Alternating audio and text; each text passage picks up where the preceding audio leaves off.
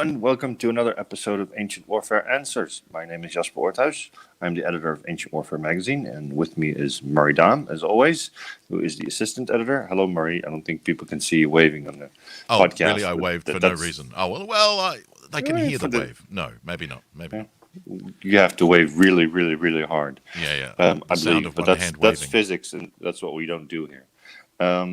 We should probably. A whole different thing. Today we're here to answer another listener's question. We have Lewis's question. And is he a patron, Murray? I don't know. Yes, he is. Excellent.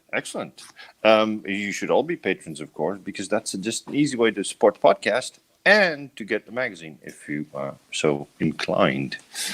Go to patreon.com/Ancient Warfare Podcast to find out more. Lewis's question, though, Murray, was how did Christianity influence the Romans and their opponents on the battlefield in their military practices? Well, 10 minutes is our limit there. So the interesting thing, of course, about... I've already talked about 2 minutes. Yeah, exactly. Stop introducing. The interesting thing, of course, about the introduction of Christianity into Roman society under Constantine, of course, becomes the official religion on Constantine's death in 337. Prior to that, of course, he's used Christian soldiers at the Battle of the Milvian Bridge in 312. There's the idea of a sign and a miracle and all those sorts of things. From that point on, with a slight blip when Julian becomes the emperor in 360 to 363, you've got the sort of consistent idea of Christianity as the major part of the Roman Empire, and therefore, technically speaking, most of its soldiers are Christian. And so we see, in very short answer, a continuity from the army of the Diocletianic reforms in the 280s onwards into the 4th century under Constantine and his successors, and then into the 5th century, of how the Roman army is now organized with the two types of army, the Limitani and the Comitatensis armies, the border armies and the sort of field armies. And so in that regard, there's no real change in the way that the armies are created. And certainly when Julian reintroduces paganism or Hellenism as the official religion in 360, there's no change. There's no sort of violent eruption of any kind of different practice, as it were. And so the change in the religion of the army doesn't really alter. Obviously, the standards of the army become key row symbols, and the labarum and the signa become Christian in terms of their iconography, but they're still sort of representing the emperor as the representative of the Christian God, as opposed to in the past when it was the emperor as representative of the Hellenized gods. What you do get, of course, is this idea of what you have now is a what's the word? There's a differentiation between Christians and their enemies, and so if anything, the way that enemies are treated becomes more, not barbaric, but certainly there's certainly a justification for the mistreatment and the maltreatment of opponents, and that works both ways. So what you find, for instance, in the siege of Armida in 359 is that the Persians crucify the leader of the Roman resistance for daring to resist. So you sort of get a doubling down of the way that enemies treat one another. And so the way in which Roman opponents are treated does not improve, for instance, and nor does it improve vice versa.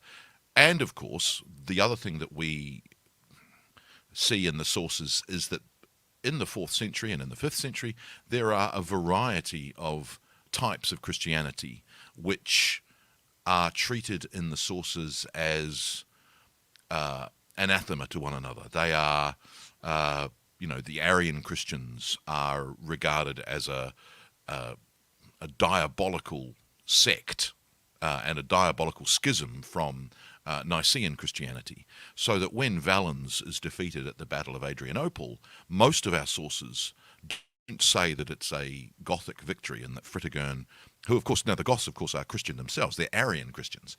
Valens is also an Arian Christian, but the majority of the sources that we have are Nicene Christians, Eusebius and several others. And so they blame the loss on the Arian Christianity of Valens, and that therefore the battle and his death at the battle were divine intervention and divine retribution for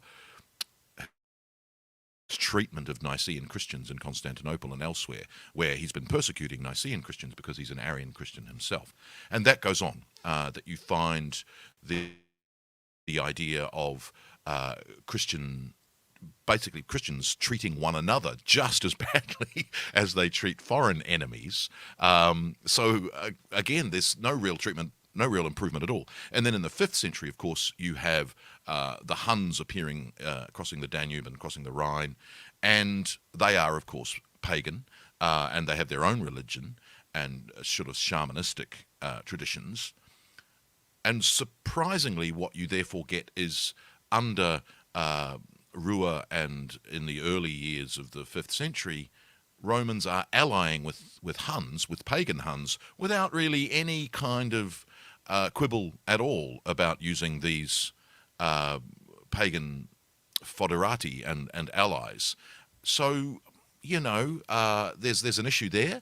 Obviously, in a later tradition, the idea that Attila is the flagellum Dei, that's a 9th century term. We don't get that in the early sources. Jordanes talks about him as a shaker of worlds, but there's not sort of an emphasis on him being sent by God to punish the Western Roman Empire or the Eastern Roman Empire. There is an emphasis in those that when he's turned away from Italy in 452, it's because Pope Leo, inspired by the Christian God, is able to basically make Attila leave. Attila has, of course, sacked Aquileia, and he's sacked Milan. He's sacked several other cities north of the Po. He's probably also paid a vast amount of gold, as the Huns always were. So there's no, it's not really Christianity at all. It's other factors.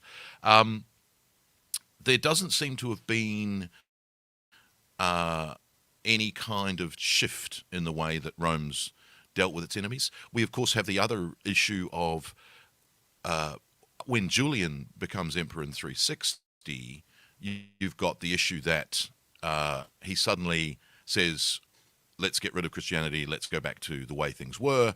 Suddenly a whole pile of people who were supposedly Christian suddenly go, I was just pretending, I'm a believer in the old beliefs. So you get that too, and you have, of course, several Germanic tribes in Gaul and elsewhere who probably were on paper Christian, but in reality they were probably adhering to some of their older beliefs as well. And from a Roman military perspective, as long as they provided troops and were reliable units and foederati, especially the foederati, but we of course get the auxiliary units who are enlisting in the Roman army, as well as being allied troops being provided to Roman armies. So they might only be tentatively Christian. We're not sure. The Christian in name only. Lacking in name only, and perhaps not in behaviour.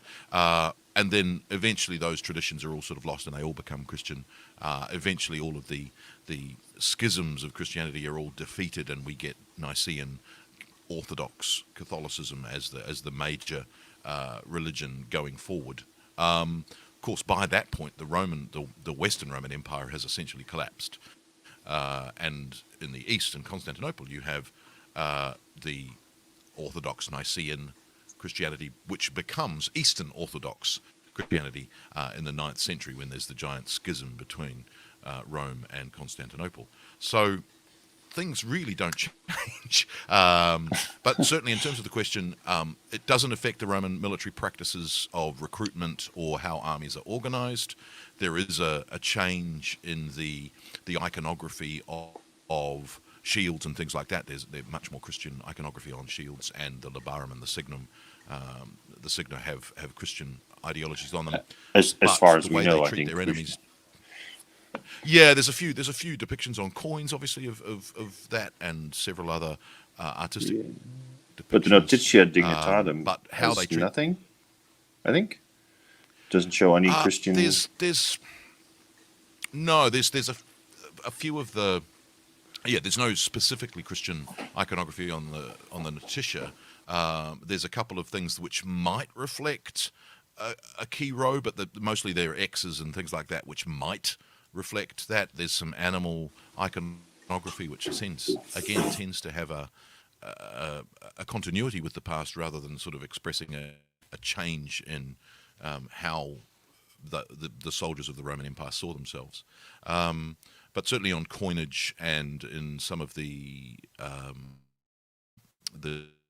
diptychs, the ivory diptychs, you certainly get Christian iconography in the Signa and things like that.